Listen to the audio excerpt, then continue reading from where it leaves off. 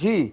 Pakistan people party के chairman Bilawal Bhutto Zardari का कराची से लाड़काना तक ट्रेन के जरिए कारवान भुट्टो का मार्च आज से शुरू कर दिया गया है। चेयरमैन बिलावल भुट्टो का ट्रेन मार्च काफिला कोटरी रेलवे स्टेशन पहुंचने पर पार्टी जालों ने बड़े वालियाना अंदाज से अपने कायद बिलावल भुट्टो जरदारी के काफिले का इस्तकबाल किया।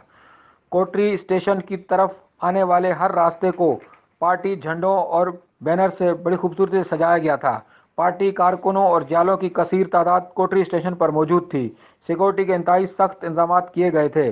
जगह जगह पुलिस की भारी नफरी तैनात थी। बिलावल भुट्टो जरदारी की स्टेशन आमद के मौके पर MNA सिकंदर अली राव पोटो, MPA मलक असद सिकंदर, ज्ञान चंद इसरानी, सबका MPA फकीरदाद खोसो भी मौजूद थे। जी।